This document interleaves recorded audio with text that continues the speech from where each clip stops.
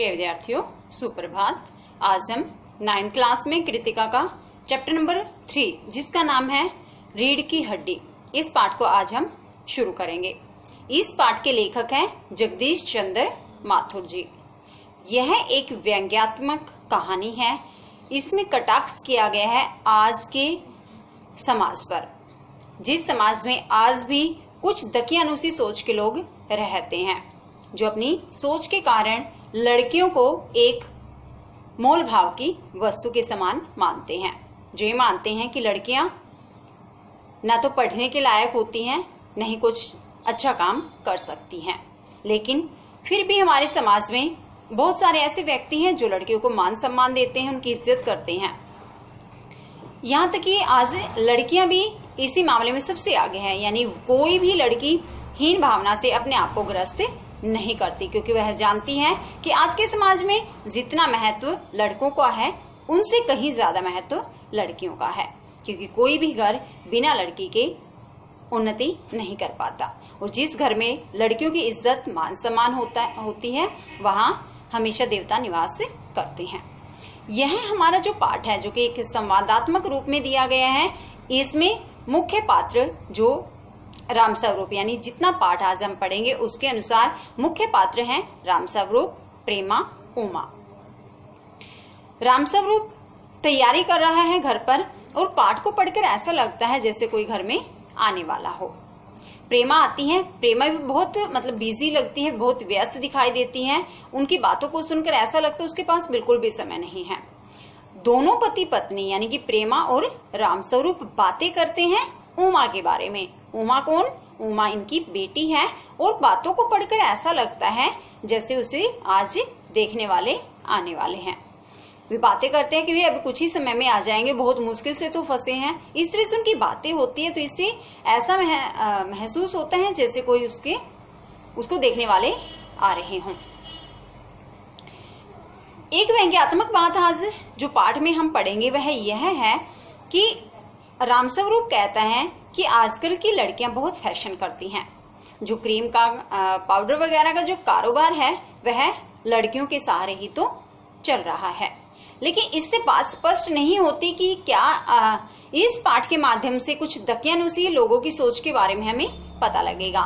जब हम इस समरी को पूरा पढ़ेंगे उसमें हमें पता लगेगा कि ये जो पाठ है ऐसे लोगों पर कटाक्ष करता है जो लड़कियों को मात्र भोग्य वस्तु मानते हैं, और लड़के चाहे कुछ भी ना करते हो, चाहे अच्छे भी क्यों ना हो, चाहे चरित्रहीन क्यों ना हो, लेकिन फिर भी उनके माता पिता अपने आप को गर्वित इसलिए महसूस करते हैं क्योंकि वे एक बेटे के माता पिता हैं।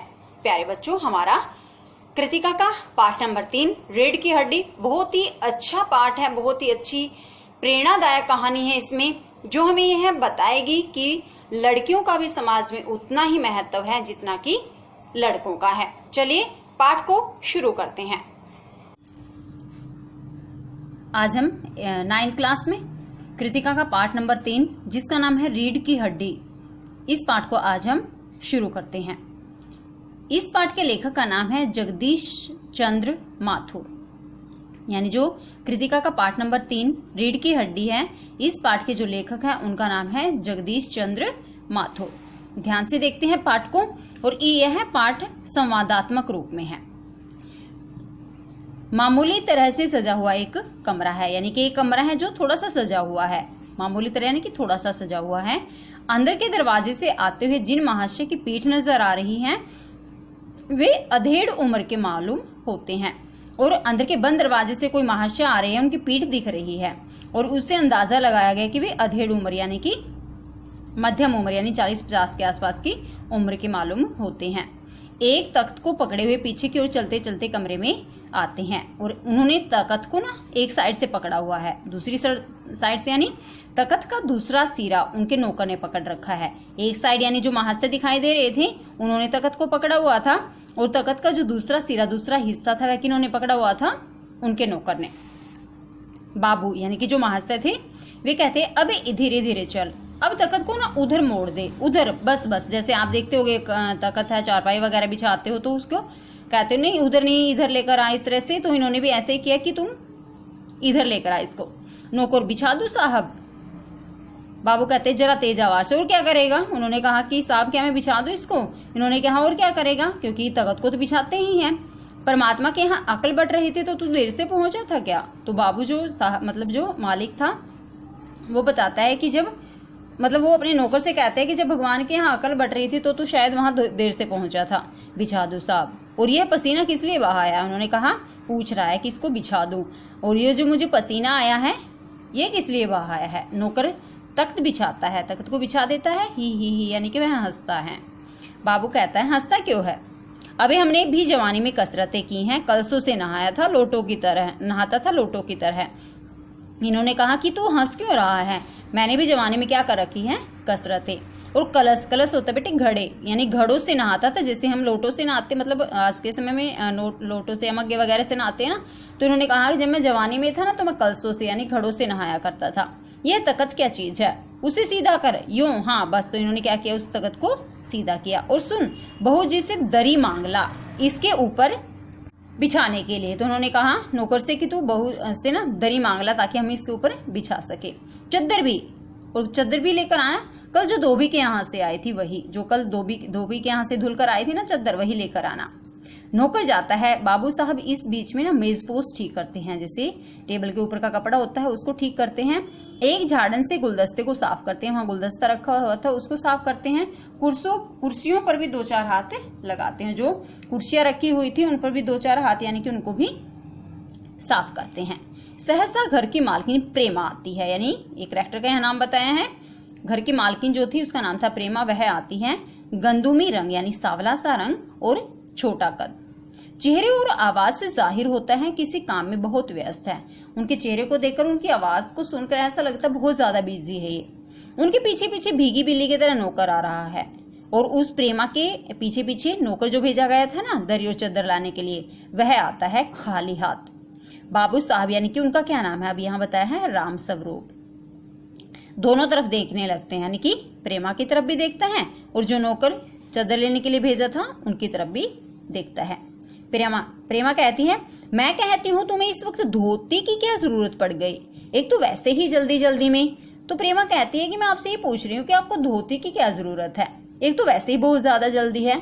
राम स्वरूप यानी जो बाबू साहब यानी कि मालिक था, वो क्या कहता है, धोती। प्रेमा कहती है, हाँ अभी तो बदल कर आए हो और फिर न जाने किस लिए। रामस्वरूप ने कहा, लेकिन तुमसे धोती मांगी किसने है? प्रेमा बताती है, यही तो कह रहा था रतन यानी कौन हुआ, नौकर। तो वह बताती है कि रतन यही कह रहा था कि आप धोती मांग रहे हो। रामस्वरूप, अबे क्यों बे रतन, तेरे कानों में डांट लगी है क्या? मैंने कहा था धोबी के यहाँ से जो चद्दर आई है उसे मांग ला, अब तेरे लिए दूसरा दिमाग कहाँ से लाऊं, उल्लू कहीं का। तो वह रामस्वरूप रतन पर गुस्सा करता है। प्रेमा, अच्छा जा, पूजा वाली कोठरी में लकड़ी के बक्स के ऊपर धुले हुए कपड़े हैं ना, उन्हीं में से एक चद्दर उठा ला। तो प्रेमा कहती है, चलो ठीक है। जो पूजा वाली कोठरी है ना, वहां लकड़ी का बक्सा है, उसके ऊपर ना धुले हुए कपड़े हैं, उन्हीं में से एक चद्दर उठा ला। रतन कहता, और दरी? प्रेमा कहती है, दरी यहीं तो रखी है कोने में, वह पड़ी तो है। रामस्वरूप दरी उठाते हुए, और बीबी जी के कमरे में से ना हारमोनियम उठा ला और सितार भी, जा जल्दी। रामस्वरूप नौकर से कहता रतन से कि जो बीबी है, बीबी का अर्थ बेटे इनकी बेटी थी, कि उसके कमरे में से ना हारमोनियम लाना और सितार भी ले आना। रतन जाता है, पति पत्नी तख्त पर दरी बिछाते हैं। प्रेमा, लेकिन वह तुम्हारी लाडली बेटी तो मुंह फुलाए पड़ी है। वह कहते कि तुम्हारी जो लाडली बेटी है वह तो मुंह फुलाकर पड़ी हुई है। रामस्वरूप कहता है, मुंह फुलाए, और तुम उसकी माँ किस मर्ज की दवा हो, जैसे तैसे करके तो वे लोग पकड़ में आए हैं। अब तुम्हारी बेवकूफी से सारी मेहनत बेकार जाए तो मुझे दोष मत देना। तो रामस्वरूप कहता है, मुंह फुलाए यानी कि गुस्से में पड़ी हुई है, और तुम उसकी माँ, तुम कैसी दवा हो, किस मर्ज की, किस बीमारी की दवा हो तुम। बहुत मुश्किल से तो वे लोग, चैप्टर में आगे क्लियर करेंगे, वे लोग बहुत मुश्किल से तो हमारी पकड़ में आए, अब तुम्हारी बेवकूफी से अगर वे हमारे हाथ से चले जाएंगे ना तो मुझको दोष मत देना। प्रेमा कहती है, तो मैं ही क्या करूं, सारे जतन करके तो हार गए, यानी मैंने बहुत मेहनत की लेकिन मैं अपनी बेटी को नहीं समझा पाई, तुम्ही ने उसे पढ़ा लिखा कर इतना सिर पर चढ़ा रखा है। तो प्रेमा रामस्वरूप से कहती है कि इसमें तुम्हारी ही गलती है, क्योंकि तुमने ही उसको इतना पढ़ा लिखा है और इतना सिर इतना लाड प्यार किया। मेरी समझ में तो ये पढ़ाई लिखाई के जंजाल आते नहीं। प्रेमा कह रही है सारी बातें, अपना जमाना अच्छा था, आ ई पढ़ ली, गिनती सीख ली, और बहुत हुआ तो स्त्री सुबोधिनी पढ़ ली। स्त्री सुबोधिनी, सच पूछो तो स्त्री सुबोधिनी में ऐसी ऐसी बातें लिखी हैं, ऐसी बातें हैं कि क्या तुम्हारी बीए एमए की पढ़ाई होगी। और आजकल के तो लक्षण ही अनोखे हैं। तो प्रेमा कहती है कि हमारा जमाना बहुत अच्छा था, जिसमें सिर्फ आ पढ़ लेते थे, थोड़ी बहुत गिनती सीख लेते थे, और अगर ज्यादा भी जरूरत पड़ती तो स्त्री सुबोधिनी एक बुक का नाम है जिसमें लड़कियों से संबंधित बातें लिखी हुई है कि उनको कैसा व्यवहार करना चाहिए, शादी के बाद कैसा रहना चाहिए, कैसे बोलना चाहिए, वो सारी बातें हैं इसमें। तो कहते हैं अगर ज्यादा भी जरूरत पड़ जाती तो ये पढ़ लेते थे बस। रामस्वरूप, ग्रामोफोन बाजा होता है ना, तो वह बात को थोड़ा घुमा फिरा कर कहता है रामस्वरूप कि तुमने एक बाजे का नाम सुना होगा जिसका नाम होता है ग्रामोफोन। प्रेमा कहती है क्यों? रामस्वरूप, दो तरह का होता है वो ग्रामोफोन।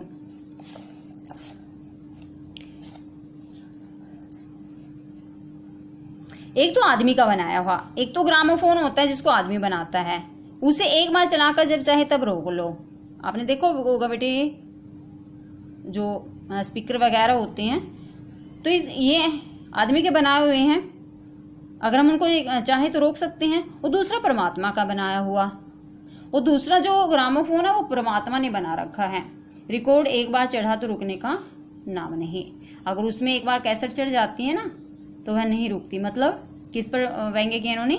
औरतों पर। यानी वो अपनी पत्नी को कह रहा, प्रेमा को, कि तुम तो ऐसा ग्रामोफोन हो कि अगर शुरू हो जाते तो चुप ही नहीं होती हो। प्रेमा, हटो बे, तुम्हें टटोली ही सूझती रहती है। यह तो होता नहीं कि उस अपनी उमा को राह पर लाते हैं। इनकी बेटी का क्या नाम है? उमा। अब देर ही कितनी रह रही है उन लोगों के आने में। तो वह प्रेमा कहती है कि तुम अपनी बेटी उमा को समझा लो, क्योंकि वे आदमी बहुत जल्दी ही आने वाले हैं। रामस्वरूप, तो हुआ क्या? प्रेमा बताती है, तुम्ही ने तो कहा था कि जरा ठीक ठाक करके नीचे लाना। तो वह कहती है, तुमने कहा था ना उसको ठीक ठाक, मतलब थोड़ा सुंदर सी दिखे ऐसे करके लाना।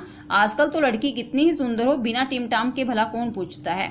ये प्रेमा कहती है कि लड़की अगर सुंदर भी है ना, और अगर टिमटाम, मतलब टिमटाम का अर्थ है चेहरे पर कुछ लीप पोत कर अगर नहीं आती तो कौन पूछता है। इसी मारे मैंने तो पाउडर वोडर उसके सामने रखा था, पर उसे तो इन चीजों से न जाने किस जन्म की नफरत है। तो वह प्रेमा बताती है कि मैंने आपकी बेटी को सारी चीजें लाकर दी, लेकिन उन्होंने उन्हें लगाने से मना कर दिया।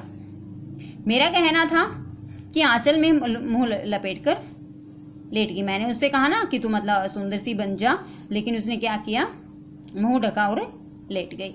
भाई मैं बाज आई तुम्हारी से लड़की से, यानी कि मैं तो तुम्हारी इस बेटी से परेशान हो गई हूँ। रामस्वरूप कहता है, न जाने कैसा इसका दिमाग है, वरना आजकल की लड़कियों के सहारे तो पाउडर का कारोबार चलता है। तो यहाँ भी एक व्यंग्यात्मक बात कही गई है। रामस्वरूप ने कहा कि मेरी बेटी तो पता नहीं कैसी है, कैसा इसका दिमाग है, लेकिन आजकल जो पाउडर वगैरह का, क्रीम वगैरह का जो कारोबार है, किसके कारण चलता है? आजकल की लड़कियों के सहारे ही चलता है।